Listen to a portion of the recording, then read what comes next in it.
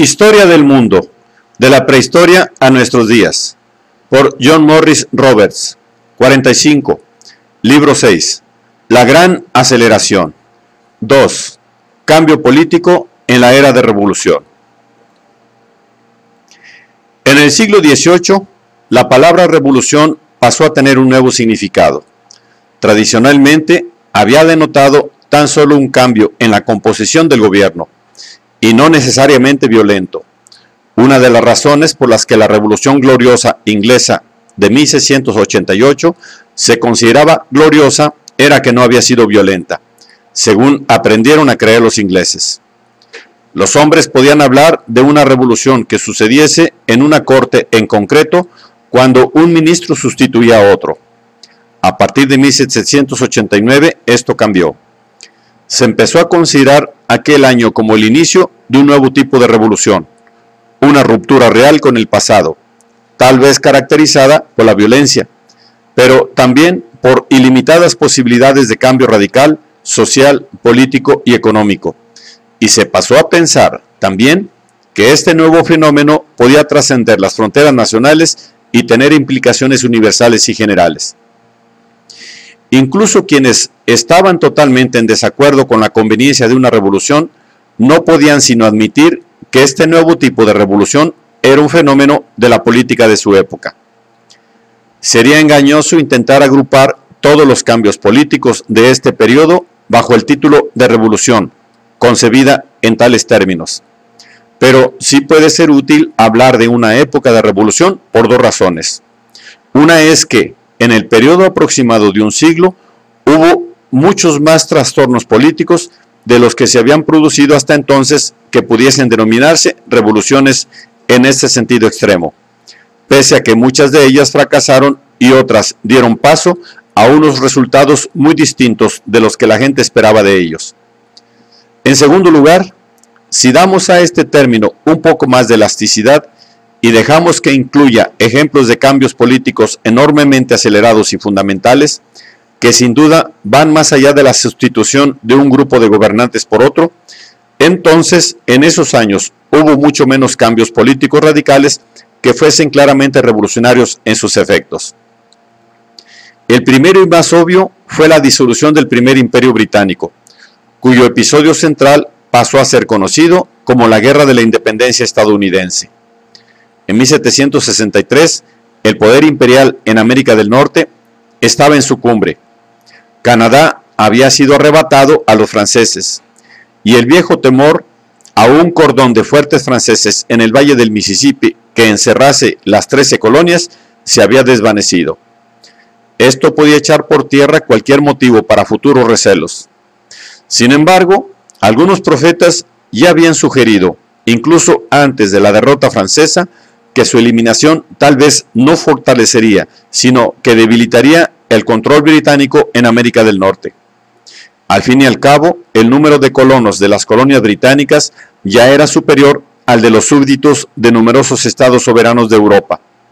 Muchos no eran de ascendencia inglesa, ni anglófonos nativos, y tenían unos intereses económicos no necesariamente coherentes con los del poder imperial. No obstante, el control del gobierno británico sobre ellos tenía que ir disminuyendo, simplemente debido a la enorme distancia que separaba a Londres de las colonias. Una vez que hubo desaparecido la amenaza de los franceses y de los indios a quienes los franceses habían vuelto contra ellos, tal vez los lazos del imperio deberían aflojarse aún más. Pronto surgieron dificultades. ¿Cómo se organizaría el oeste? ¿Qué relación habría con las colonias existentes? ¿Cómo serían tratados los nuevos súbditos canadienses de la corona? Estos problemas revistieron cierta urgencia tras la rebelión india del Valle del Ohio en 1763, en respuesta a la presión de los colonos, que consideraban el oeste un territorio propio donde establecerse y comerciar. El gobierno imperial proclamó de inmediato que las tierras al oeste de los montes Allegheny estaban cerradas a la colonización.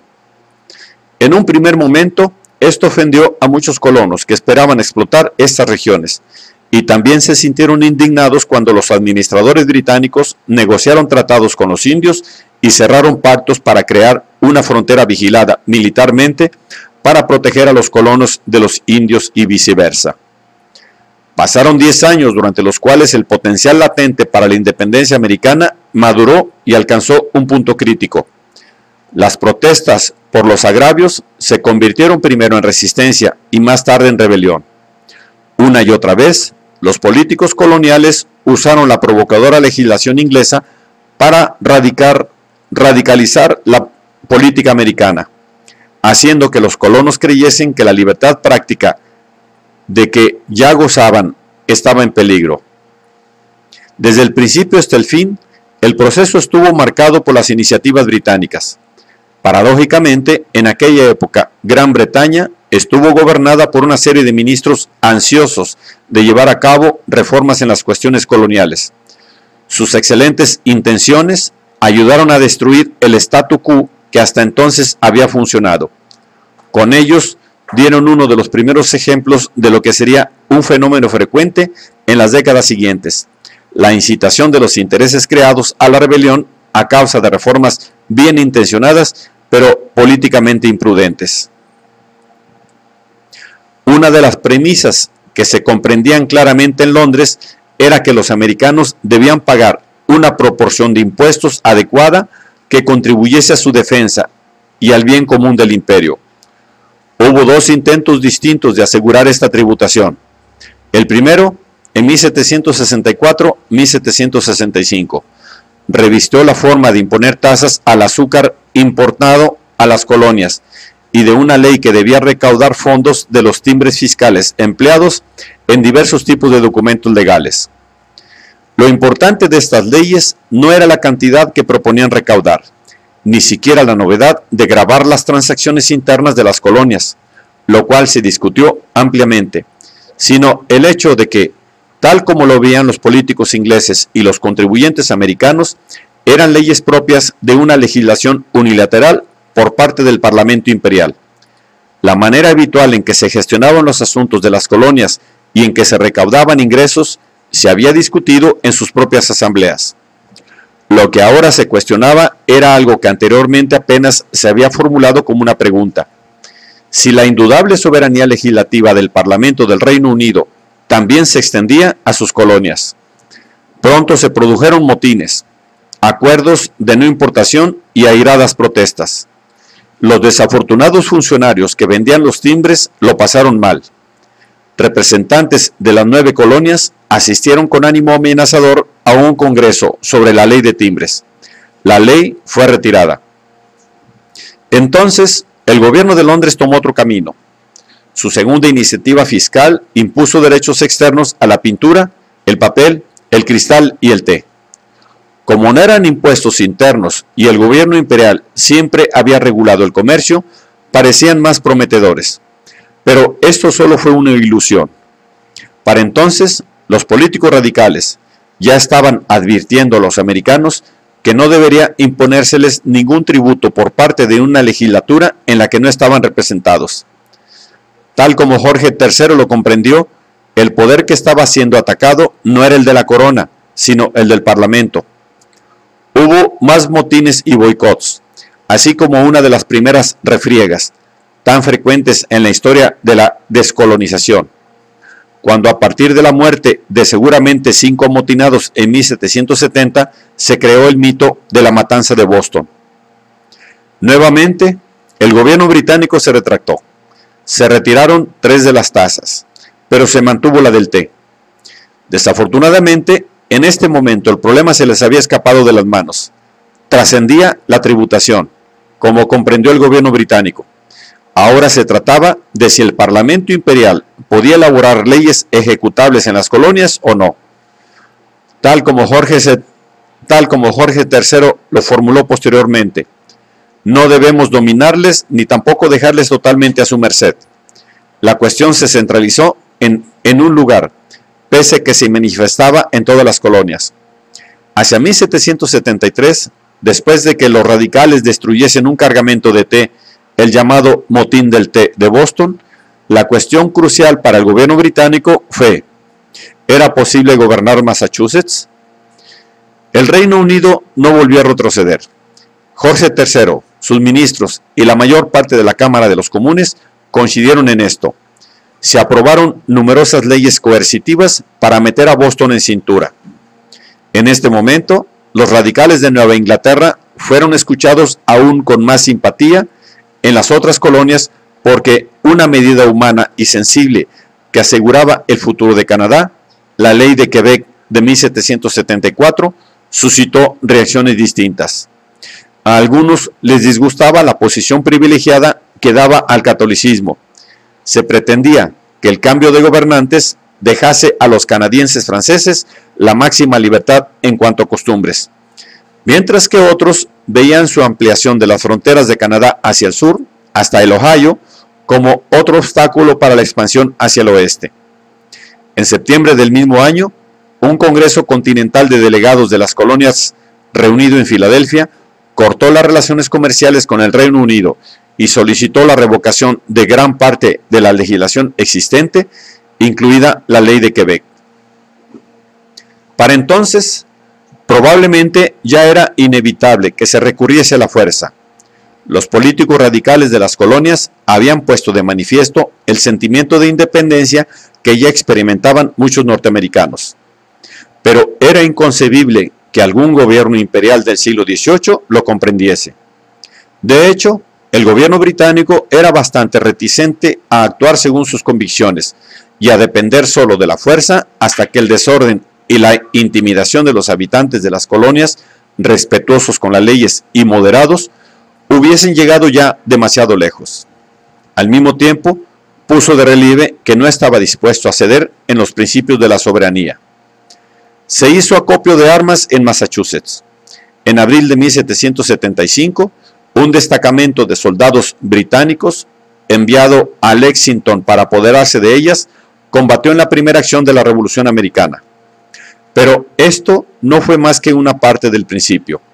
Los sentimientos de los líderes de los colonos tardaron otro año en endurecerse, hasta llegar a la convicción de que solo la independencia completa de Gran Bretaña lograría desencadenar una resistencia efectiva.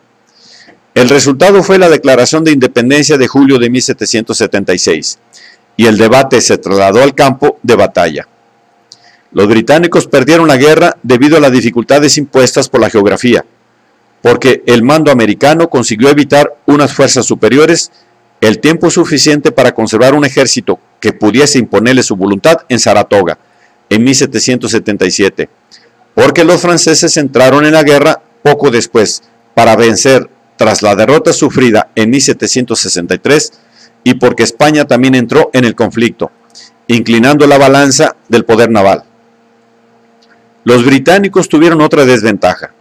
No se atrevieron a librar el tipo de guerra que podía darles la victoria militar, atemorizando a la población americana y animando así a aquellos que deseaban permanecer bajo la bandera británica a cortar los suministros y la libertad de movimientos de que disfrutaba el ejército del general Washington. No podían hacerlo porque su objetivo primordial debía ser mantener abierto el camino a una paz reconciliadora con los colonos que deseasen volver a aceptar el dominio británico. En estas circunstancias, la coalición borbónica fue funesta. La decisión militar se produjo en 1781, cuando un ejército británico se encontró atrapado en Yorktown, entre los americanos en tierra y una escuadra francesa en el mar. Solo participaron unos 7,000 hombres, pero su rendición fue la peor humillación nunca sufrida por las armas británicas y el fin de una época de dominio imperial. Las negociaciones de paz comenzaron pronto, y 2 años más tarde, en París, se firmaba un tratado por el cual Gran Bretaña reconocía la independencia de los Estados Unidos de América, cuyo territorio, tal como habían admitido los negociadores británicos, se extendería hasta el Mississippi. Esta fue una decisión crucial a la hora de dar forma a un nuevo país.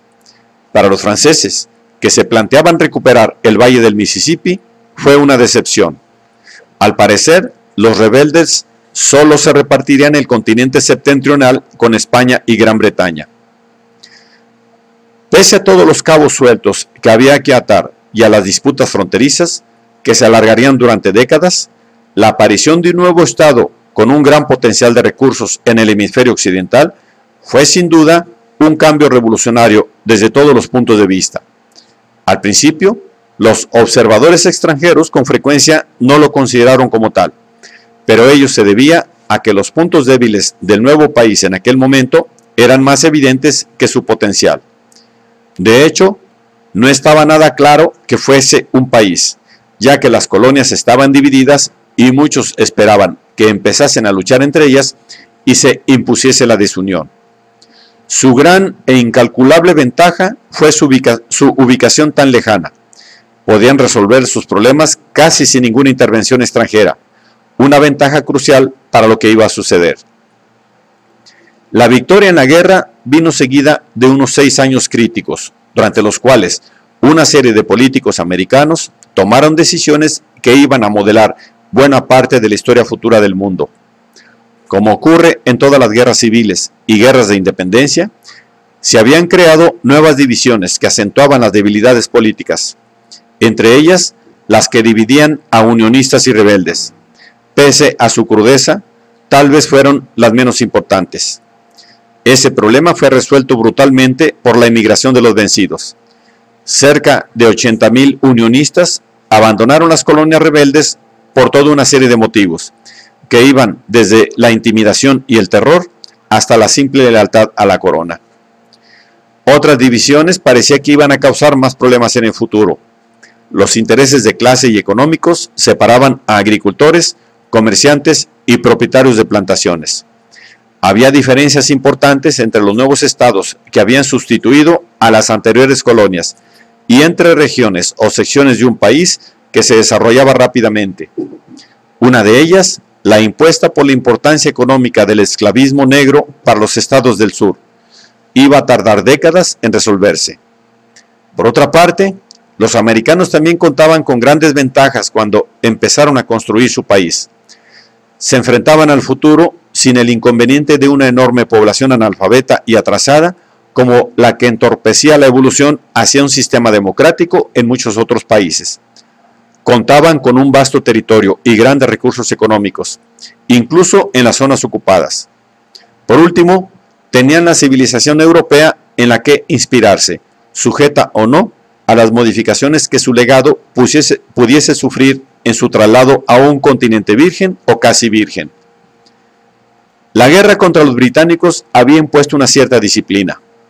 Algunos artículos de la Confederación habían sido acordados por las anteriores colonias y entraron en vigor en 1781. En ellos aparecía el nombre del nuevo país, los Estados Unidos de América. La paz propició una sensación cada vez mayor de que estos acuerdos eran insatisfactorios. Dos aspectos eran motivo de preocupación. Uno era el de los disturbios que surgían fundamentalmente del desacuerdo sobre lo que la revolución debería haber significado en las cuestiones nacionales. A muchos estadounidenses, el gobierno central les parecía demasiado débil para afrontar el descontento y los desórdenes. El segundo surgió de una depresión económica de posguerra, que afectó en particular al comercio externo y se relacionaba con los problemas monetarios derivados de la independencia de los diferentes estados. Para abordar estos problemas, el gobierno central tampoco parecía disponer de recursos. Fue acusado de negligir los intereses económicos estadounidenses en sus relaciones con los demás países. Tanto si ello era cierto como si no, esta era la opinión generalizada. El resultado fue una reunión de delegados de los estados en una convención constitucional en Filadelfia, celebrada en 1787.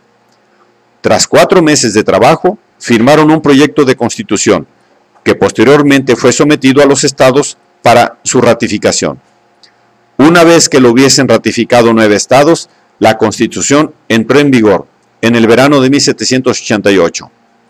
En abril de 1789, George Washington, excomandante de las fuerzas norteamericanas en la guerra contra los británicos, pronunció el juramento del cargo como primer presidente de la nueva república, inaugurando así una serie de presidencias que han continuado ininterrumpidamente hasta la actualidad. Se ha hablado mucho de la necesidad de instituciones y principios sencillos, de intención clara. Sin embargo, 200 años más tarde, aquella nueva Constitución continuaría revelando su potencial para el desarrollo. Pese a la voluntad de sus borradores de proporcionar un documento que se resistiese sin ambigüedades a la reinterpretación, no lo consiguieron, afortunadamente. La Constitución de Estados Unidos iba a demostrar ser capaz de cubrir toda una época histórica, que convirtió un conjunto de sociedades agrícolas dispersas en un gigante y en una potencia industrial de alcance mundial. En parte, ello se debió a la inclusión de enmiendas deliberadas, pero en gran medida fue el resultado de la interpretación en constante evolución de las doctrinas que incorporaba. También hubo muchos aspectos que no se modificaron. A pesar de que en muchos casos son formales, estos rasgos de la Constitución son muy importantes. Además de estos, también había principios fundamentales que persistieron, aunque su significado se debatió ampliamente. Por empezar con el hecho más obvio, la Constitución era republicana, lo cual no era en absoluto algo normal en el siglo XVIII, y no debe darse por sentado. Algunos norteamericanos creían que el republicanismo era tan importante e inseguro que incluso desaprobaban la Constitución porque la consideraban, en particular la elección de un presidente como jefe del Ejecutivo, desviada hacia la monarquía, tal como lo expresó uno de ellos. A los europeos que tenían una educación clásica, las antiguas repúblicas les resultaban tan familiares por su tendencia a decaer y a dividirse, como por su moral legendariamente admirable. La historia de las repúblicas italianas también era poco prometedora, y mucho menos edificante que la de Atenas o la de Roma. En la Europa del siglo XVIII, las repúblicas eran poco numerosas y aparentemente poco prósperas. Parecían persistir solo en estados pequeños, si bien se admitía que la lejanía de Estados Unidos podía proteger las formas republicanas que en otros lugares garantizarían la caída de un estado grande. Con todo, los observadores no eran optimistas respecto al nuevo país. Por ello, los éxitos posteriores de Estados Unidos serían de incalculable importancia para cambiar la opinión sobre el republicanismo. Muy pronto, su capacidad para sobrevivir, su tosquedad y un liberalismo erróneamente considerado como inseparable de ella, atrajeron la atención de los críticos de los gobiernos tradicionales en todo el mundo civilizado. Los defensores europeos del cambio político pronto empezaron a buscar en Estados Unidos su inspiración. Muy pronto, también, la influencia del ejemplo republicano se extendería de norte a sur del continente americano. La segunda característica de la nueva Constitución, de importancia fundamental, era que sus raíces se hundían básicamente en la experiencia política británica. Esto es aplicable no solo a la legislación británica, cuyos principios basados en la ley consuetudinaria pasaron a la jurisprudencia del nuevo Estado, sino también del propio acuerdo de gobierno. Todos los padres fundadores se habían formado en el sistema colonial británico, en el que unas asambleas electas debatían sobre el interés público con gobernantes monárquicos. Instituyeron una legislatura bicameral, pese a que excluyeron todo elemento hereditario en su composición, según el modelo inglés, para que actuase como contrapeso del presidente. De este modo, siguieron la teoría constitucional inglesa al poner un monarca, si bien era electo, al frente de la maquinaria ejecutiva del gobierno. Aunque en un sentido distinto, los británicos tenían una monarquía electa, en realidad la Constitución británica del siglo XVIII no funcionaba así, pero fue una buena aproximación a su perfil. De hecho, los padres fundadores tomaron la mejor constitución que conocían, la purgaron de sus corrupciones, tal como ellos las veían, y le añadieron modificaciones apropiadas para la situación social y política americana. Lo que no hicieron fue emular el modelo alternativo de gobierno existente en la Europa contemporánea, el absolutismo monárquico, ni siquiera en su forma ilustrada. Los norteamericanos elaboraron una constitución para hombres libres, porque creían que los británicos vivían bajo tal constitución. Creían que ésta había fallado solo porque la habían corrompido, que habían realizado un uso impropio de ella para privar a los norteamericanos de los derechos que deberían haber ejercido bajo dicha Constitución. Debido a esto, en el futuro, los mismos principios del gobierno, aunque con unas formas mucho más evolucionadas, se propagarían y serían adoptados en zonas que no compartían ninguna de las premisas culturales del mundo anglosajón en el que descansaban. Una de las maneras en que Estados Unidos difería radicalmente de la mayoría de los demás estados y divergía conscientemente del modelo constitucional británico era en su adopción del modelo federalista. Ello fue fundamental, puesto que solo unas grandes concesiones a la independencia de los diferentes estados hacían posible que la nueva unión llegase a ser una realidad. Las antiguas colonias no tenían ningún deseo de crear un nuevo gobierno central que las amenazase como creían que lo había hecho el gobierno del rey Jorge. La estructura federal ofrecía la respuesta al problema de la diversidad, e pluribus unum. También dictó gran parte de la forma y del contenido de la política norteamericana durante los 80 años siguientes. Todas las cuestiones de tema económico, social e ideológico serían dirigidas hacia los canales de un debate continuado sobre cuáles eran las relaciones adecuadas entre el gobierno central y los estados. Fue un debate que al final estuvo a 2 pasos de destruir la Unión. El federalismo también favorecía un gran reajuste dentro de la Constitución, el surgimiento del Tribunal Supremo como instrumento de revisión judicial. Fuera de la Unión, el siglo XIX revelaría el atractivo del federalismo para muchos otros países, impresionados por lo que parecían haber logrado los norteamericanos. Los europeos liberales verían el federalismo como un mecanismo crucial para reconciliar la unidad con la libertad, y los gobiernos británicos encontrarían en él una opción excelente para afrontar los problemas coloniales. Por último, en cualquier resumen, por breve que sea, de la significación histórica de la Constitución de Estados Unidos, debe prestarse atención a sus palabras iniciales: nosotros, el pueblo, aunque pueda parecer que se han incluido casi casualmente. En varios de los estados de 1789, los pactos políticos no eran en absoluto democráticos, pero el principio de la soberanía popular fue enunciado claramente desde el comienzo. Pese a cualquier forma de mitología de una época histórica particular que pueda ocultarlo, para los norteamericanos la voluntad popular iba a ser el tribunal de apelación definitivo en política.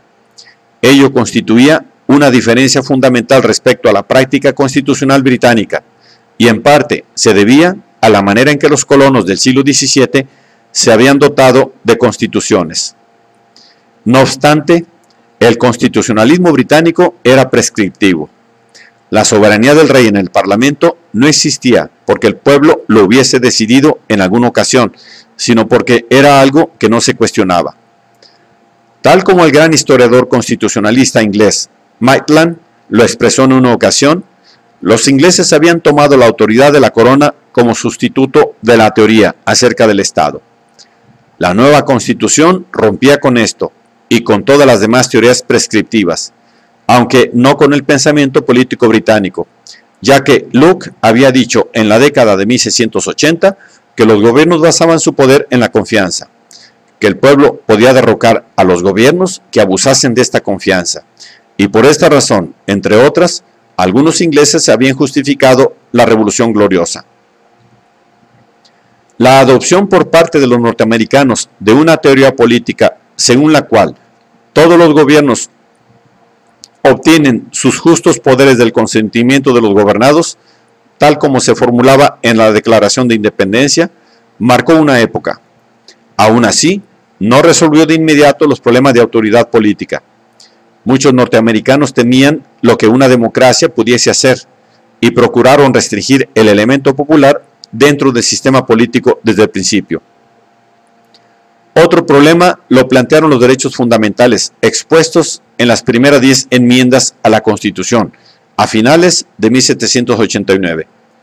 Supuestamente, estas estaban mucho más abiertas a otras enmiendas en manos de la soberanía popular que otras partes de la Constitución. Ello fue un importante motivo de desacuerdo en el futuro.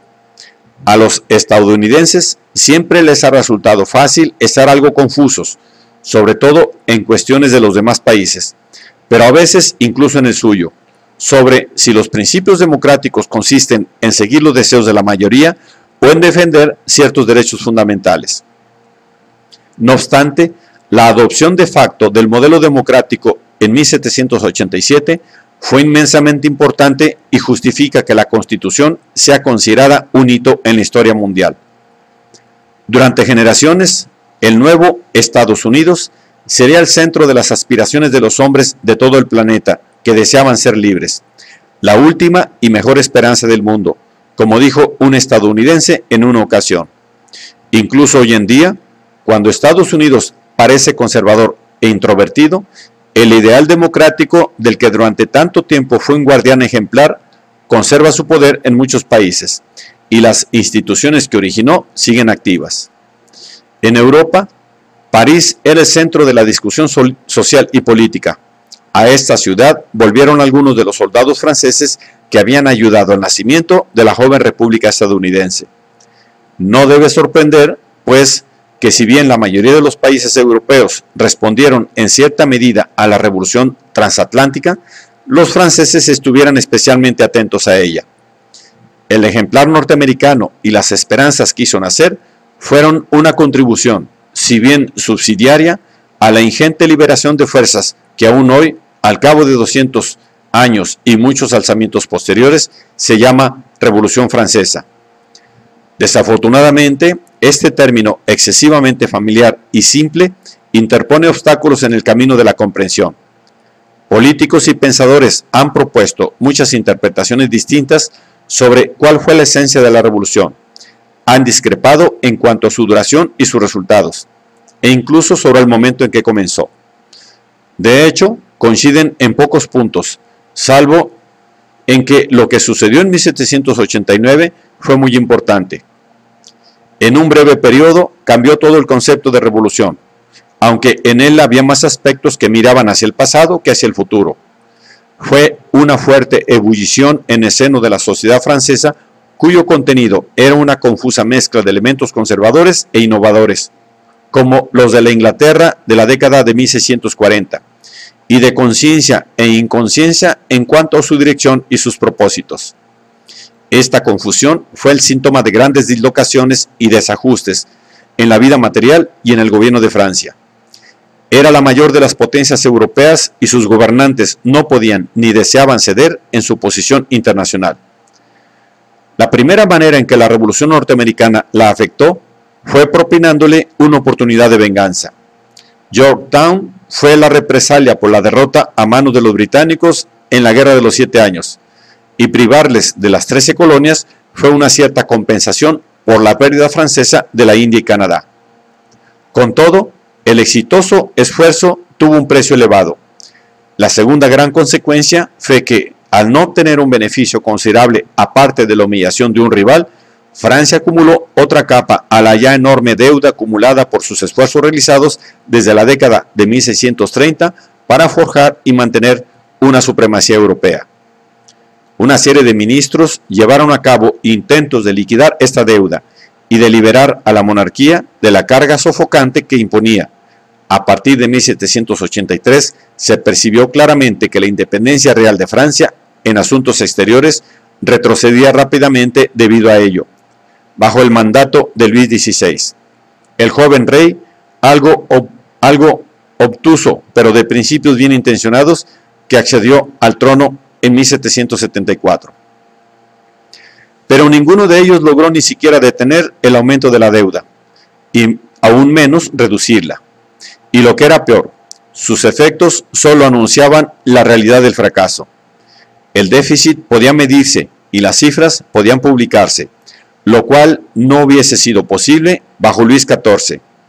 Si en la década de 1780 había un espectro que acechaba a Francia, no era el de la revolución, sino el del estado de quiebra.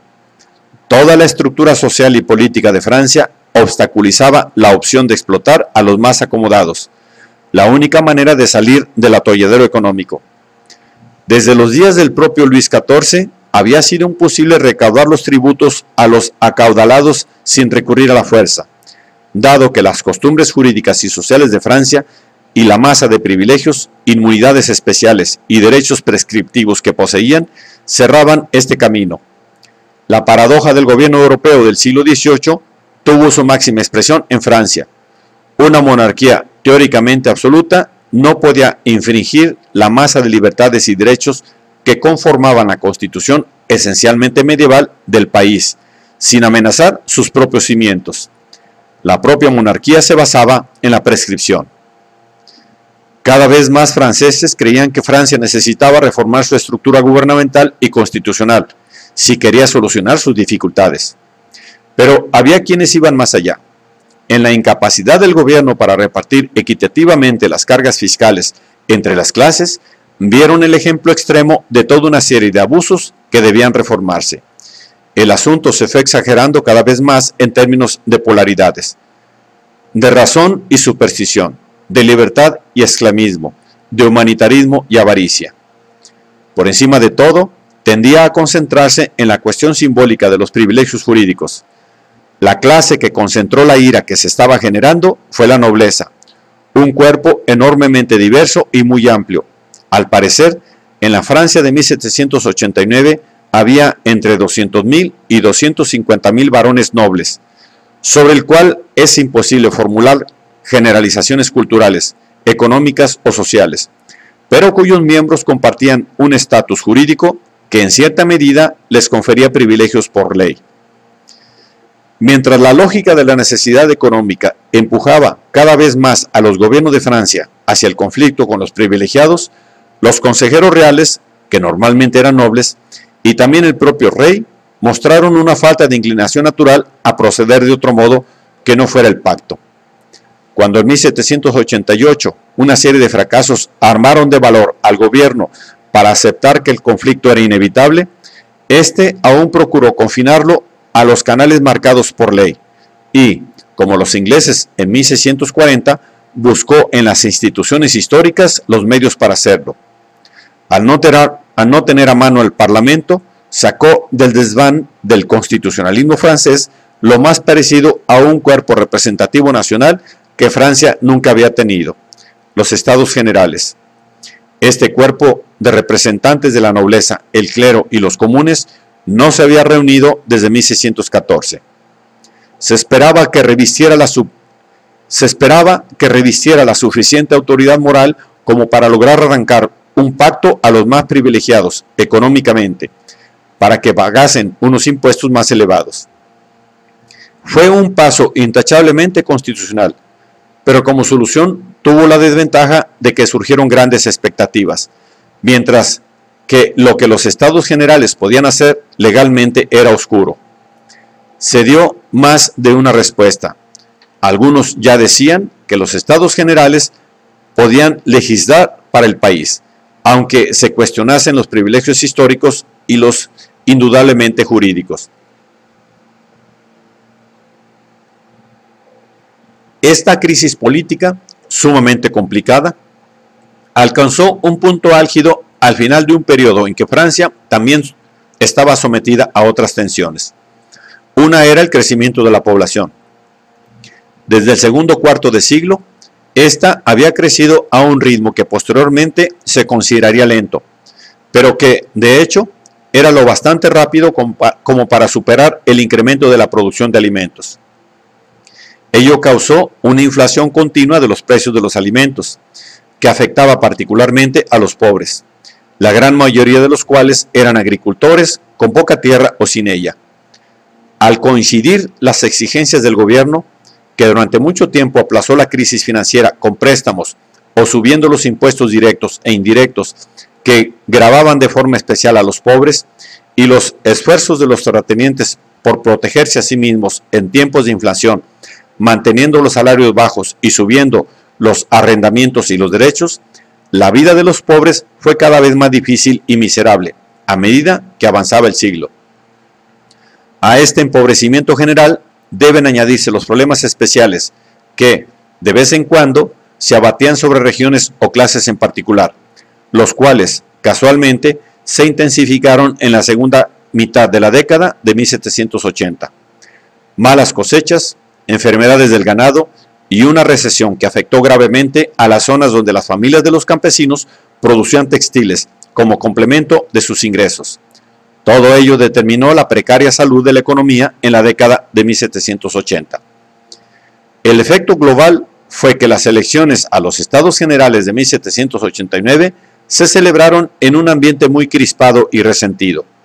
Millones de franceses buscaban desesperadamente una salida a sus problemas. Estaban ansiosos por encontrar una cabeza de turco y tenían ideas exageradas y poco realistas sobre lo que el rey, en quien confiaban, podía hacer por ellos. Así pues, una interacción compleja entre la impotencia del gobierno, la injusticia social, las dificultades económicas y las aspiraciones de reforma desembocaron en la Revolución Francesa. No obstante, antes de que esta complejidad se pierda de vista en las posteriores batallas políticas y los eslóganes simplificadores que éstas generaron, es importante subrayar que casi nadie preveía ni deseaba este resultado. En Francia había una gran injusticia social, pero no más que aquella con que muchos otros estados del siglo XVIII consideraban posible vivir. Había una mezcla de defensores expectantes y esperanzados de reformas particulares, que iban desde la abolición de la censura hasta la prohibición de la literatura inmoral e irreligiosa. Pero nadie dudaba de que el rey podría hacer realidad fácilmente estos cambios una vez que fuese informado de los deseos y necesidades de su pueblo. Lo que no existía era un partido revolucionario confrontado claramente a un partido reaccionario. Los partidos no surgieron hasta que se reunieron los Estados Generales. Esta es una de las razones por las que el día en que lo hicieron, el 5 de mayo de 1789, una semana después de la investidura de George Washington, es una fecha clave en la historia mundial. Porque inició una era en la que estar a favor o en contra de la revolución pasó a ser la cuestión política central en la mayoría de los países del continente, e incluso tiñó las políticas sumamente distintas de Gran Bretaña y Estados Unidos. Lo que sucedió en Francia se tendría en cuenta en los demás países. En el nivel más básico, ello se debió a que era la mayor potencia europea. Los Estados Generales no iban a paralizarla, como muchos diplomáticos extranjeros esperaban, o a liberarla de sus dificultades para actuar de nuevo como una fuerza hegemónica. Francia era, además, la vanguardia cultural de Europa. Lo que sus escritores y políticos decían y hacían era inmediatamente accesible a la gente de otros países debido a la universalidad de la lengua francesa.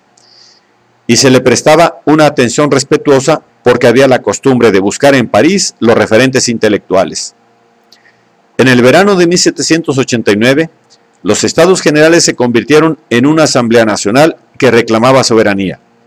Rompieron con la idea de que representaban las grandes divisiones medievales de la sociedad y la mayoría de sus miembros afirmaron representar a todos los franceses sin distinción. Pudieron dar este paso revolucionario porque la agitación que reinaba en el país asustaba al gobierno y a los diputados de la Asamblea contrarios al cambio. La rebelión rural y los disturbios en París alarmaron a los ministros, los cuales ya ni siquiera estaban seguros de poder confiar en el ejército. Ello condujo primeramente a que la monarquía abandonase a las clases privilegiadas y más tarde a que concediese con reticencias e inquietud muchas de las reclamaciones de los políticos que encabezaban la nueva Asamblea Nacional. Al mismo tiempo, estas concesiones crearon una división bastante definida entre quienes estaban a favor y quienes estaban en contra de la revolución. En palabras que darían la vuelta al mundo, pronto fueron llamados izquierda y derecha, por los lugares donde se sentaban en la Asamblea Nacional. La primera tarea que este cuerpo emprendió fue la redacción de una constitución, pero al mismo tiempo transformó toda la estructura institucional de Francia. Hacia el año 1791, cuando se disolvió, había nacionalizado las tierras de la Iglesia, abolido lo que denominó el sistema feudal, puesto fin a la censura, creado un sistema de gobierno representativo centralizado, anulado las viejas divisiones provinciales y locales, sustituyéndolas por los departamentos, en los que todavía viven los franceses, instituido la igualdad ante la ley y separado el poder ejecutivo del legislativo. Estas son solo las acciones más destacables realizadas por uno de los cuerpos parlamentarios más notables que nunca han existido. Sus fracasos tienden a enmascarar estos enormes logros, pero no se debería permitir que ello sucediese. En términos generales, se eliminaron las trabas jurídicas e institucionales para la modernización de Francia. A partir de ese momento, la soberanía popular, la centralización administrativa y la igualdad individual ante la ley fueron los ejes hacia los que siempre avanzó la vida institucional. A muchos franceses no les gustaban todos estos cambios y a algunos no les gustaba ninguno. En 1791 el rey había dado muestras claras de sus propios recelos. La buena voluntad que le había apoyado en los inicios de la revolución había desaparecido y era sospechoso de ser antirrevolucionario. Algunos nobles se disgustaron lo bastante en el curso de los acontecimientos como para emigrar. Les precedieron dos hermanos del rey, lo cual no favoreció las perspectivas de la realeza. Y lo que fue más importante, muchos franceses se volvieron contra la revolución cuando, debido a la política papal, se cuestionó la resolución de los asuntos de la Iglesia por parte de la Asamblea Nacional. Esta cuestión afectó profundamente a muchos súbditos, entre ellos a los eclesiásticos, pero el Papa lo rechazó y ello suscitó el cuestionamiento definitivo de la autoridad de la Iglesia. Los católicos franceses tenían que decidir qué autoridad era suprema para ellos, la del Papa o la de la Constitución, y esto provocó la división más importante que envenenaría la política revolucionaria. A comienzos de 1792, el primer ministro británico expresó su confianza en la posibilidad de que hubiera 15 años de paz por delante. En abril, Francia fue a la guerra con Austria y poco tiempo después combatía también con Prusia. La cuestión era complicada, pero muchos franceses creían que las potencias extranjeras deseaban intervenir para poner punto final a la revolución y retrasar el reloj hasta 1788. En verano, como la situación no mejoraba y la escasez y las sospechas iban en aumento en Francia, el rey quedó desacreditado. En París, una insurrección derrocó la monarquía y a continuación se convocó una nueva asamblea para que elaborase una nueva constitución, esta vez republicana. Este cuerpo, que se recuerda como la Convención, fue el centro del gobierno francés hasta 1796. Pese a la guerra civil, a la guerra exterior y a las crisis económica e ideológica, logró la supervivencia de la revolución. Políticamente, la mayoría de sus miembros no eran mucho más avanzados en sus ideas que sus predecesores. Creían en el individuo y en la inviolabilidad de la propiedad. Establecieron la pena de muerte para cualquier persona que propusiese una ley para introducir el comunismo agrario, y que los pobres siempre iban a existir, aunque a algunos de ellos les permitieron en parte tener voz en ciertas cuestiones al defender el sufragio directo universal masculino. Lo que les distinguió de sus antecesores fue que estaban dispuestos a llegar más allá que las anteriores asambleas francesas a la hora de resolver emergencias, sobre todo cuando estaban asustadas por la posibilidad de una derrota. También se reunían en una capital que durante mucho tiempo estuvo manipulada por políticos más extremos que los empujaban a tomar medidas más radicales de lo que realmente querían y a usar un lenguaje muy democrático. Por consiguiente, asustaron mucho más a Europa de lo que habían hecho sus predecesores. Su ruptura simbólica con el pasado se produjo cuando la Convención votó a favor de la ejecución del rey, en enero de 1793. Hasta aquel entonces, el asesinato judicial de reyes se había considerado una aberración inglesa. Ahora los ingleses estaban tan impresionados como el resto de Europa. En ese momento, también ellos entraron en guerra con Francia, porque temían el resultado estratégico y comercial del triunfo francés contra los Austrias en los Países Bajos. Sin embargo, aquel conflicto parecía cada vez más una lucha ideológica, y para ganarla, el gobierno francés se mostró cada vez más sanguinario en su propio país. Un nuevo instrumento para la ejecución humana, la guillotina, un producto característico de la ilustración prerevolucionaria, que combinaba la eficiencia técnica con la benevolencia en la muerte segura y rápida que causaba a las víctimas. Se convirtió en el símbolo del terror, nombre que pronto se dio a un periodo durante el cual la Convención procuró intimidar a sus enemigos dentro del país para asegurar la continuidad de la revolución. Pero en este simbolismo había mucho engaño. Parte del terror solo era retórico. Las palabras pronunciadas por los políticos que intentaban mantener alta la moral y asustar a sus adversarios. En la práctica, a menudo reflejó una mezcla de patriotismo, necesidad práctica, idealismo confuso, interés personal y sed de venganza, mientras se saldaban cuentas pendientes en nombre de la República. Por supuesto, murieron muchas personas, algo más de 35,000, y muchas otras emigraron para evitar el peligro. Pero la guillotina solo mató a una pequeña parte de víctimas. La mayoría murieron en las provincias, a menudo en condiciones de guerra civil, y en ocasiones con armas en las manos. En aproximadamente 18 meses, los franceses, a quienes los contemporáneos consideraban monstruos, mataron a tantos compatriotas como personas murieron en 10 días de luchas en las calles y ante pelotones de fusilamiento en París en 1871. Para dar otro ejemplo comparativo igualmente revelador, el número de los que murieron durante aquel año y medio fue aproximadamente el doble de los soldados británicos que murieron el primer día de la batalla del Somme, en 1916. Este derramamiento de sangre suscitó divisiones aún más profundas entre los franceses, pero no hay que exagerar su alcance.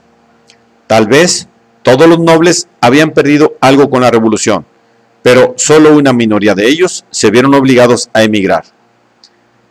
Probablemente el clero sufrió más, comparativamente, que la nobleza, y muchos sacerdotes huyeron al extranjero. Sin embargo, fueron menos los que huyeron de Francia durante la Revolución que los que huyeron de las colonias americanas a partir de 1783. Fue mucho menos la proporción de norteamericanos que se sintieron demasiado intimidados o indignados con su revolución, como para vivir en Estados Unidos tras la independencia, que la proporción de franceses que no pudieron vivir en Francia después del terror.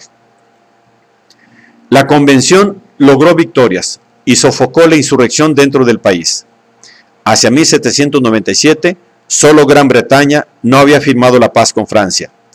El terror había quedado atrás y la República era gobernada por algo mucho más parecido a un régimen parlamentario, bajo la Constitución, cuya aprobación cerró la era de la Convención en 1796.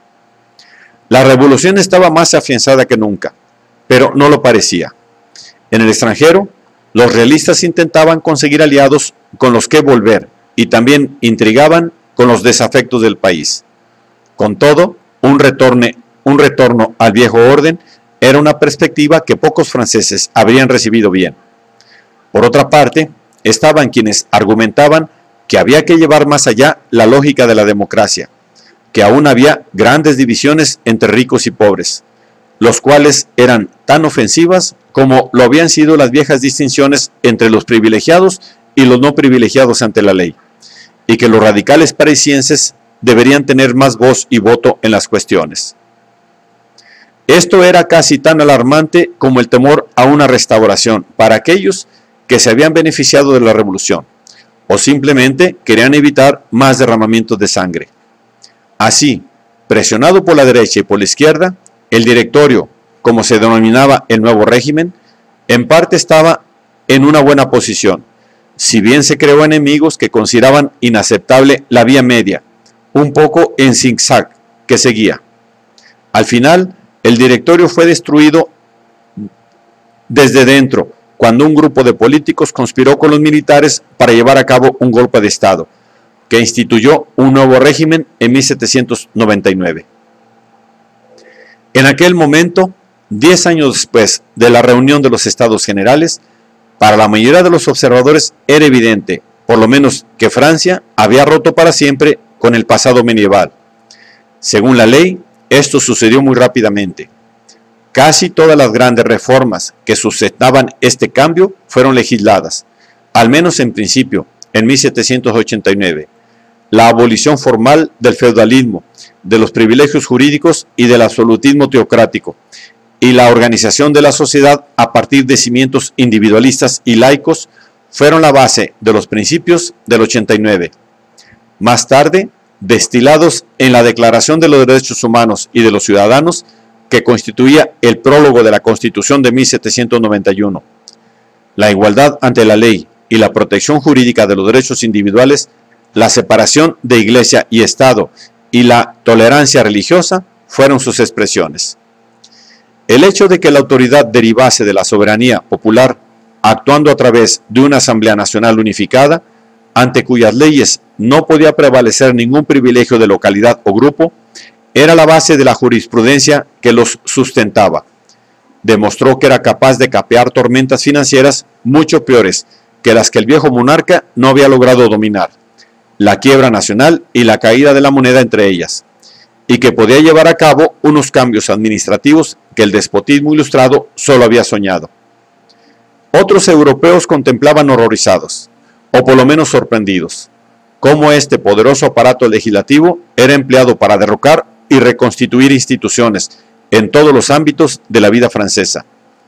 La soberanía legislativa fue un gran instrumento de reforma, como los déspotas ilustrados bien sabían. Se puso fin a la tortura judicial y también a la nobleza titular, a la desigualdad jurídica y a los antiguos gremios corporativos de trabajadores franceses. Un incipiente sindicalismo fue cortado de raíz por la legislación que prohibía la asociación de trabajadores o empleados con fines económicos. Vistos en retrospectiva, los indicios de la sociedad de mercado parecen bastante claros. Incluso la vieja moneda basada en unidades de proporciones carolingias, de 1 a 20 a 12, libras, sous y deniers, dio paso al sistema decimal de francos y céntimos, del mismo modo que el viejo caos de los pesos y medidas antiguos fueron sustituidos, en teoría, por el sistema métrico, que más tarde pasaría a ser casi universal. Unos cambios de tal alcance tenían que provocar divisiones, sobre todo porque las formas de pensar cambian más lentamente que las leyes. Los campesinos que habían dado la bienvenida alegremente a la abolición de los derechos feudales estuvieron mucho menos contentos con la desaparición de los usos comunales de que habían gozado, y que también formaban parte del orden feudal.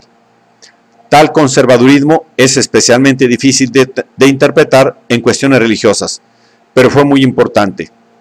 La vasija sagrada conservada en Reims, con la que los reyes de Francia habían sido ungidos desde la Edad Media, fue destruida públicamente por las autoridades durante el Terror. Un altar a la razón sustituyó el altar cristiano en la Catedral de Notre Dame, y muchos sacerdotes sufrieron una feroz persecución personal. Sin duda, la Francia que hizo todo esto no era cristiana en el sentido tradicional, y la mayoría de las personas no lloraron por la desaparición de la monarquía teocrática. No obstante, el trato dado a la Iglesia suscitó la oposición popular a la revolución de un modo que nada más lo había hecho.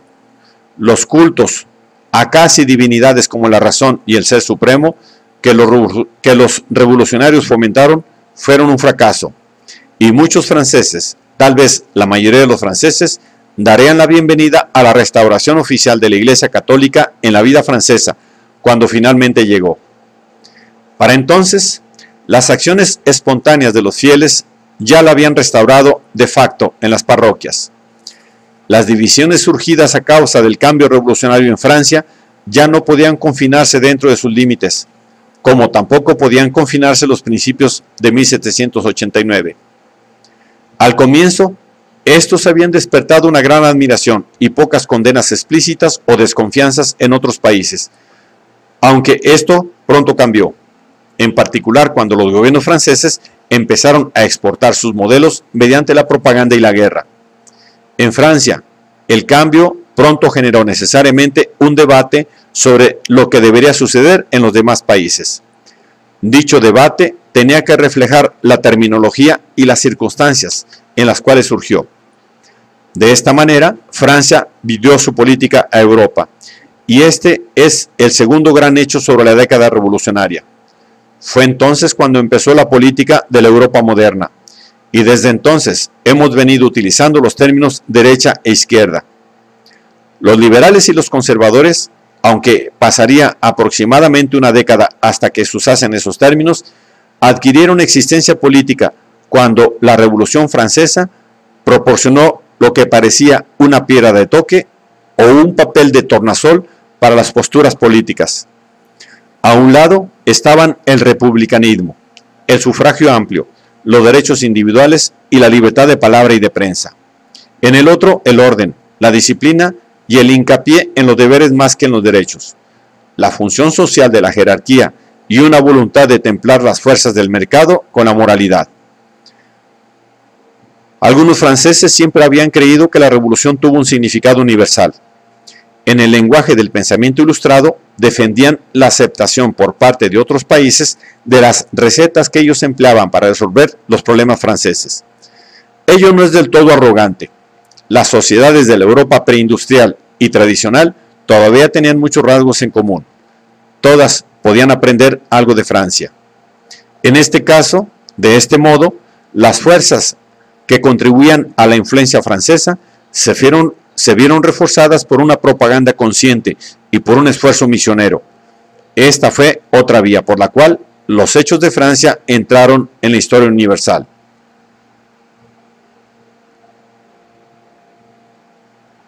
Que la revolución tuvo una significación universal sin precedentes no era una idea exclusiva de sus admiradores y partidarios. También surgía de las raíces del conservadurismo europeo como una fuerza autoconsciente. Es cierto que, bastante antes de 1789, muchos de los elementos constituyentes del pensamiento conservador moderno radicaban en fenómenos como la irritación por las medidas de reforma del despotismo ilustrado, el resentimiento clerical ante el prestigio y el efecto de las ideas avanzadas, así como la reacción emocional contra todo lo conscientemente racional, elementos que estaban en el corazón del romanticismo. Estas fuerzas predominaban particularmente en Alemania, pero fue en Inglaterra donde apareció la primera, y en muchos sentidos, la mayor formulación de las posturas conservadoras y antirrevolucionarias. Eso fue en Reflexiones sobre la Revolución en Francia, publicado en 1790 por Edmund Burke. Tal como puede deducirse fácilmente de su anterior papel como defensor de los colonos americanos, este libro distaba mucho de ser una defensa mecánica de los privilegios. En él, su postura conservadora se liberó de la defensa legalista de las instituciones y se expresó en una teoría de la sociedad como la creación de algo más que la voluntad, la razón y la encarnación de la moralidad. En cambio, la revolución era condenada como la expresión de la arrogancia del intelecto, del racionalismo árido y del orgullo, el más mortal de todos los pecados. La nueva polarización que la revolución instaló en la política europea fomentó también el nuevo concepto de la propia revolución, y ello iba a tener grandes consecuencias. La vieja idea de que una revolución política era simplemente una ruptura circunstancial dentro de una continuidad esencial fue sustituida por otra que la consideraba un trastorno radical y amplio que no dejaba intacta ninguna institución y que era en principio ilimitado, teniendo tal vez incluso a la subversión de instituciones tan básica como la familia y la propiedad. En función de si las personas se sentían animadas o consternadas por esta perspectiva, simpatizaban con la revolución o la lamentaban, siempre que se producía como una manifestación de un fenómeno universal. En el siglo XIX se llegó a hablar de la revolución como una fuerza universal y eternamente presente. Esta idea fue la expresión extrema de una forma ideológica de la política que no ha desaparecido en absoluto. Todavía hay quien, en términos generales, piensa que todo movimiento de insurrección y subversivo en principio debería aprobarse o condenarse independientemente de las circunstancias particulares de cada caso. Esta mitología ha generado mucha miseria, pero primero Europa y más tarde el mundo que Europa había transformado tuvieron que vivir con quienes respondían emocionalmente a ella, exactamente igual que las generaciones anteriores habían tenido que vivir con las locuras de las divisiones religiosas. Desafortunadamente, su supervivencia es testimonio todavía del impacto de la Revolución Francesa. Se pueden elegir muchas fechas como el inicio de la Revolución Francesa, pero una concreta para su final no tendría sentido. En el año 1799, sin embargo, fue un hito importante en su curso. El golpe de Estado que derribó al directorio dio el poder a un hombre que pronto inauguraría una dictadura que iba a durar hasta 1814 e iba a trastornar por completo el orden europeo. Era Napoleón Bonaparte, un ex general de la República, por entonces primer cónsul del nuevo régimen y pronto primer emperador de Francia. Al igual que la mayoría de las figuras destacadas de su época, aún era joven cuando accedió al poder. Como militar, había dado muestras de ser excepcionalmente brillante e implacable. Sus victorias, unidas a un sagaz sentido político y una predisposición a actuar de una manera insubordinada, le granjearon una reputación esplendorosa. En muchos sentidos, era el perfecto ejemplo del aventurero del siglo XVIII. En 1799 gozaba de gran prestigio personal y popularidad. Nadie, salvo los políticos derrotados, lo lamentó mucho cuando los apartó a un lado y asumió el poder. Se justificó inmediatamente derrotando a los austrias, que se habían unido de nuevo en una guerra contra Francia, y logrando una paz victoriosa para Francia, como ya había hecho en una ocasión. Esto anuló la amenaza a la revolución. Nadie dudaba de la fidelidad de Bonaparte a sus principios, y el hecho de que los consolidase fue su logro más positivo. Aunque Napoleón, tal como pasó a llamarse oficialmente a partir de 1804, cuando proclamó su imperio, restableció la monarquía en Francia, ello no fue en ningún sentido una restauración. De hecho, pronto ofendió a la familia Borbón exiliada, manifestándole que cualquier reconciliación sería inconcebible. Buscó la aprobación popular para el imperio con un plebiscito y la consiguió. Era una monarquía por la que los franceses habían votado. Descansaba sobre la soberanía popular, es decir, la revolución. Dio por sentada la consolidación de la revolución que el consulado había iniciado. Todas las grandes reformas institucionales de la década de 1790 fueron confirmadas, o por lo menos mantenidas intactas. No se alteró la venta de tierras que siguió a la confiscación de las propiedades de la Iglesia, ni se recuperaron las viejas corporaciones, ni se cuestionó el principio de igualdad ante la ley. Algunas medidas incluso fueron ampliadas, sobre todo cuando se asignó un jefe administrativo a cada departamento, el prefecto, que, en cuanto al poder que tenía, era similar a los emisarios de emergencia del terror. Muchos ex-revolucionarios pasaron a ser prefectos. Esta mayor centralización de la estructura administrativa también la hubiesen aprobado los déspotas ilustrados. Es cierto que, en el funcionamiento propio del gobierno, en la práctica, los principios de la revolución se infringían a menudo. Como todos sus predecesores en el poder desde 1793, Napoleón controló la prensa con una censura punitiva, encarceló a personas sin juicio y en general ignoró por completo los derechos humanos en lo que se refería a libertades civiles. Los cuerpos representativos existieron bajo el consulado y el imperio, pero no les prestaba mucha atención. Con todo, al parecer es lo que los franceses querían, ya que habían deseado el hábil reconocimiento de Napoleón en, por ejemplo, un concordato con el Papa que reconcilió a los católicos con el régimen al dar un reconocimiento formal a lo que le había sucedido a la Iglesia en Francia. En general, ello significó una gran consolidación de la revolución, garantizada además en el interior por un gobierno firme y en el exterior por la fuerza militar y diplomática. Con el paso del tiempo, ambos serán erosionados por los enormes esfuerzos militares de Napoleón. Durante un tiempo, estos dieron a Francia el dominio sobre Europa. Sus ejércitos se abrieron paso hasta Moscú en el este y hasta Portugal en el oeste, y guarnecieron la costa atlántica y septentrional desde La Coruña hasta Stettin. Sin embargo, el coste de todo ello fue demasiado alto.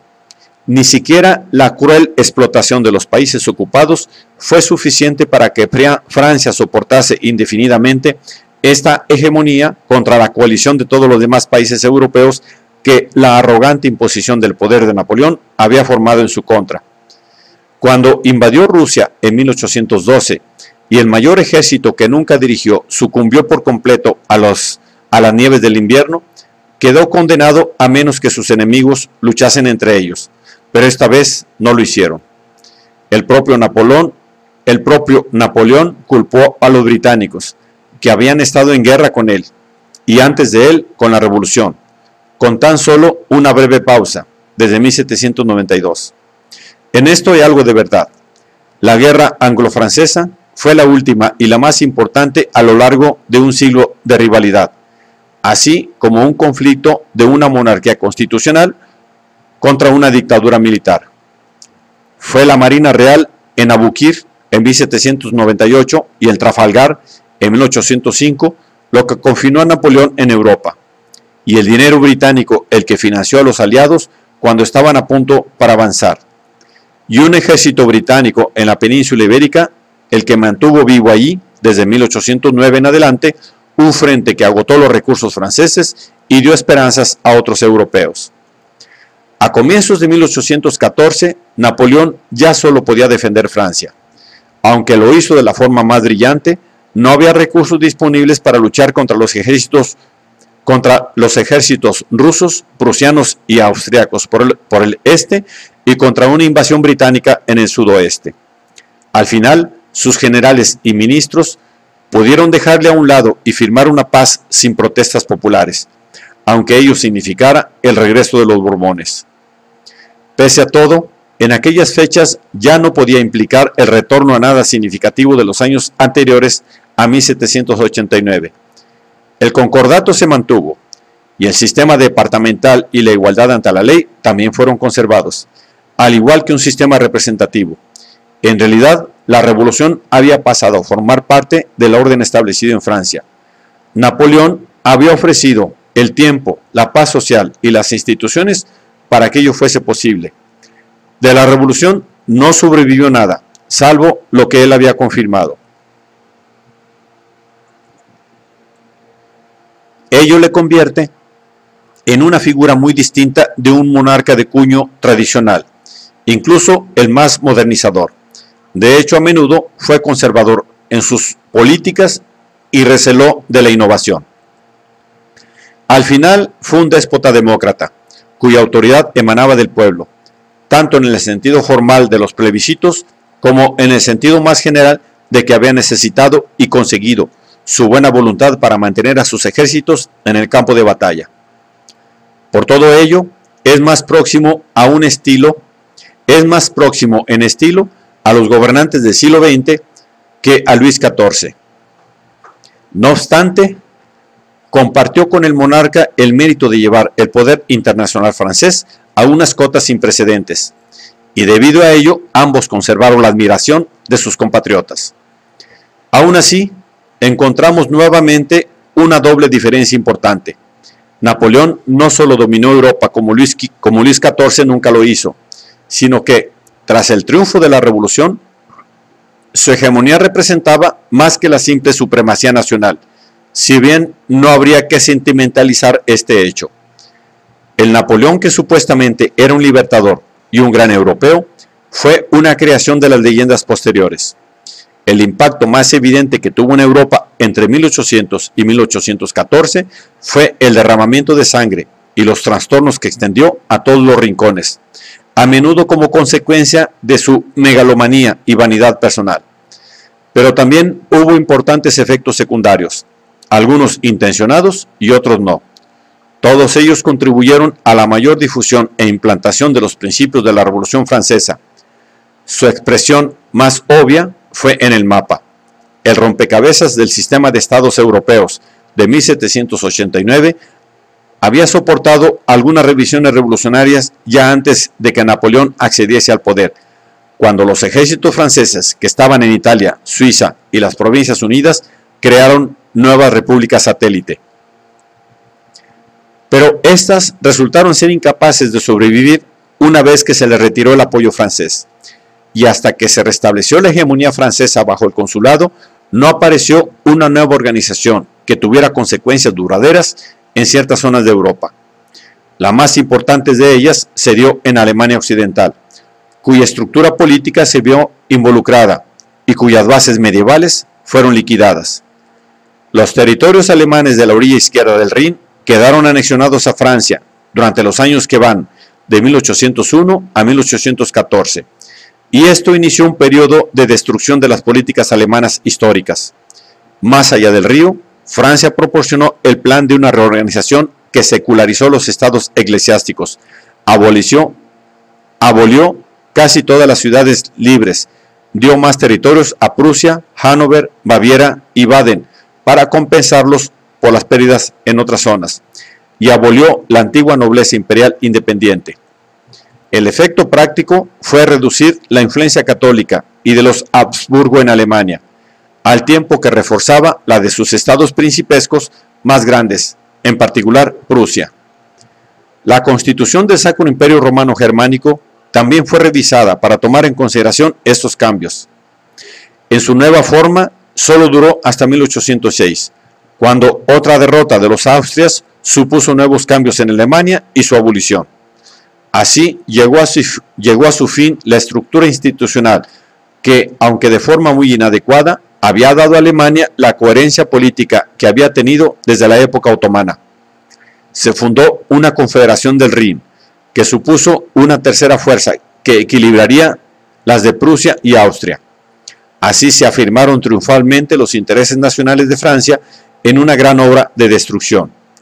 Richelieu y Luis XIV habrían disfrutado al ver una frontera francesa en el Rin, y al otro lado una Alemania dividida en intereses que probablemente se frenarían unos a otros. Pero todo ello tenía otra faceta. Al fin y al cabo, la vieja estructura había sido un estorbo para la consolidación alemana. Ninguna reorganización futura iba a considerar su recuperación. Cuando finalmente los aliados consiguieron afianzar la Europa post-napoleónica, también crearon una confederación alemana, pero distinta de la de Napoleón. Prusia y Austria formaban parte de ella, en la medida en que sus territorios eran alemanes, pero no había vuelta atrás en el hecho de la consolidación. Más de 300 unidades políticas con diferentes principios de organización en 1789 quedaron reducidas a 38 estados en 1815. La reorganización fue menos dramática en Italia y sus efectos menos revolucionarios. El sistema napoleónico proporcionó en el norte y el sur de la península dos grandes unidades nominalmente independientes, mientras que una gran parte de la misma, incluidos los estados pontificios, fue incorporada formalmente a Francia y organizada en departamentos. Nada de todo esto sobrevivió en 1815. Pero tampoco hubo una restauración completa del régimen anterior. En particular, las antiguas repúblicas de Génova y Venecia permanecieron en los nichos donde los ejércitos del Directorio las habían confinado.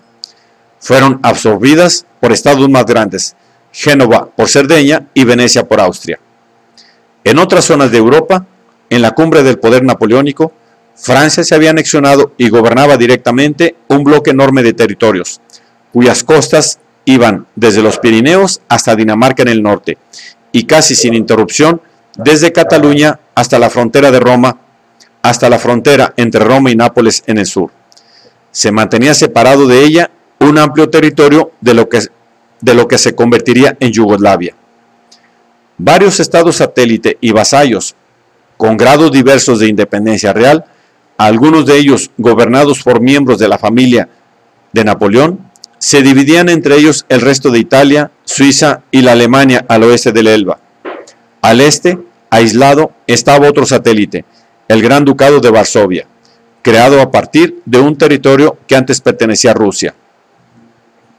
En la mayoría de estos países, unas prácticas e instituciones administrativas similares ofrecían un gran volumen de experiencia compartida. Por supuesto, era una experiencia basada en instituciones e ideas que encarnaban los principios de la revolución. Pocas veces cruzaron el Elba, salvo en el breve experimento polaco, de modo que la Revolución Francesa pasó a ser otra de esas grandes influencias modeladoras que de vez en cuando han ayudado a diferenciar la Europa del Este de la del Oeste.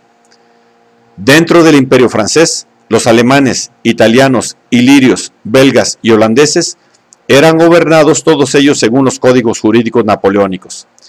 El cumplimiento de estos fue resultado de la iniciativa e insistencia del propio Napoleón, pero la labor la realizaron esencialmente legisladores revolucionarios que en la década de 1790 nunca fueron capaces de elaborar los nuevos códigos que muchos franceses habían deseado en 1789. Con los códigos surgieron conceptos sobre la familia, la propiedad, el poder individual y público y otros que de este modo se extendieron de forma general por Europa. En ocasiones reemplazaron y a veces complementaron un caos de leyes locales, consuetudinarias, romanas y eclesiásticas. De manera similar, el sistema departamental del imperio impuso una práctica administrativa común. El servicio en los ejércitos franceses exigió una disciplina común y una reglamentación militar, y los pesos y medidas franceses, basados en el sistema decimal, reemplazaron muchos de los locales. Estas innovaciones ejercieron una influencia más allá de los límites reales de los dominios franceses, proporcionando modelos e inspiración a los modernizadores de otros países. Los modelos fueron asimilados con mayor facilidad por el hecho de que funcionarios y técnicos franceses trabajaban en muchos de los países satélite, mientras que numerosas nacionalidades, además de la francesa, estaban representadas en la administración napoleónica. Estos cambios tardaron un tiempo en producir todo su efecto, pero este fue profundo y revolucionario. No fue en absoluto necesariamente liberal.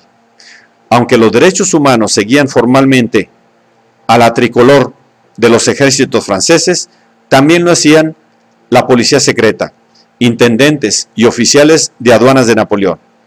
La reacción y la resistencia que provocó el impacto de Napoleón constituyeron una revolución más sutil.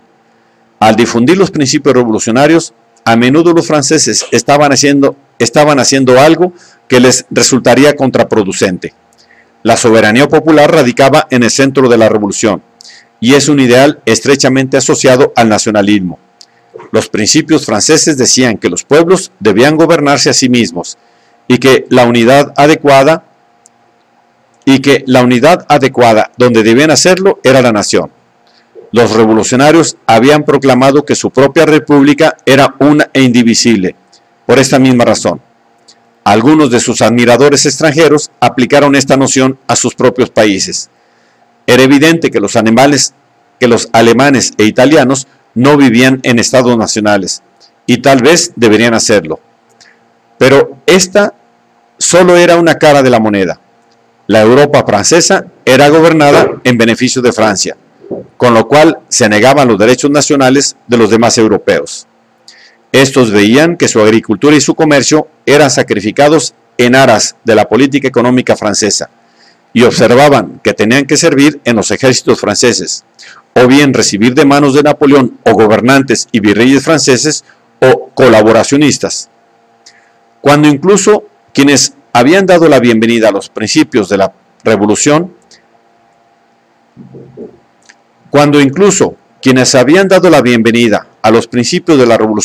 percibieron estos hechos como agravios, no es de extrañar que aquellos que no los habían recibido bien desde el principio también empezasen a pensar en términos de resistencia nacional. En Europa, el nacionalismo recibió un fuerte estímulo en la era napoleónica, aunque los gobiernos recelaban del mismo y se sentían incómodos cuando lo utilizaron. Los alemanes empezaron a considerarse más como westfalianos y bávaros, y los italianos empezaron a verse más como romanos o milaneses, porque discernían un interés común contra Francia. En España y Rusia, la identificación de una resistencia patriótica con la resistencia a la revolución fue prácticamente completa. Al final, pese a que tanto la dinastía que Napoleón deseaba fundar como el imperio que creó resultaron ser efímeros, su labor fue de una gran importancia. Liberó reservas de energía en otros países, tal como la revolución las había liberado en Francia, y a partir de entonces ya no fue posible volver a controlarlas. Confirió al legado de la revolución su máximo efecto, y este fue su mayor logro, tanto si era deseado como si no. Su abdicación incondicional en 1814 no fue, sin embargo, el final de este episodio. Justo un año después, el emperador volvió a Francia desde Elba, donde había vivido en un exilio retribuido, y el restaurado régimen borbónico se desmoronó con suma facilidad. No obstante, los aliados decidieron derrocarlo en parte por lo mucho que en el pasado les había atemorizado. El intento de Napoleón de anticiparse a la suma de fuerzas arrolladoras enviadas contra él encontró su fin en Waterloo, el 18 de junio de 1815, cuando la amenaza del resurgimiento del Imperio francés fue destruida por los ejércitos anglo-belga y prusiano. Esta vez, los vencedores lo enviaron a Santa Elena, a miles de millas de distancia en el Atlántico Sur, donde murió en 1821. El sobresalto que les había provocado les dio fuerza y determinación para sellar una paz que evitaría el peligro de que se repitiese la guerra casi continua que durante un cuarto de siglo Europa había sufrido a raíz de la Revolución. De este modo, Napoleón siguió modelando el mapa de Europa, no solo con los cambios que había realizado en ella, sino también por el temor que Francia había inspirado bajo su liderazgo.